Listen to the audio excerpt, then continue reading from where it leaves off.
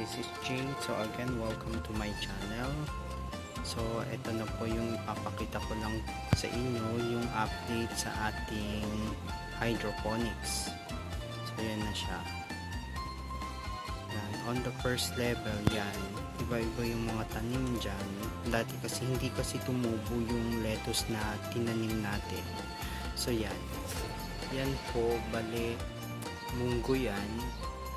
Tinatry ko lang din kung gaano siya ka-effective sa hydroponics, kung magiging maganda ba yung resulta niya.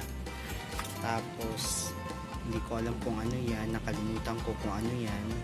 Ito is purple pechay. Tapos dito naman assorted yung nasa second level natin, assorted siya.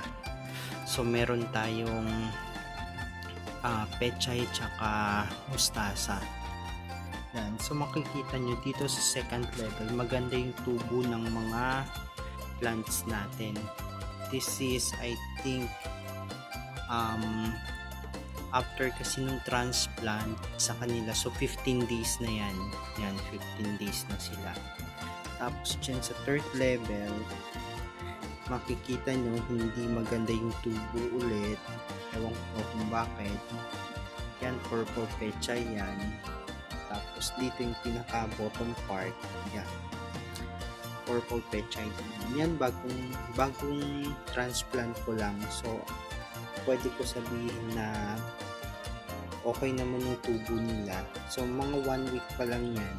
So yan, kasi namatay din yung nilagay nating mga seedlings dyan na lettuce. So yan,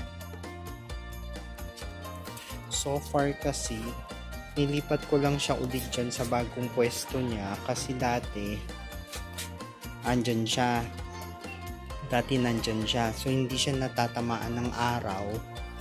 So nilipat ko siya dyan para baka kasi kulang din sa araw, kaya hindi sila ganun ka lago lumaki, no? So yan, so nilipat natin dyan. Sana i-observe natin again after 1 week kung magiging maayos ulit siya. So yun. So again guys, yan lang po muna, and thank you again for watching my channel.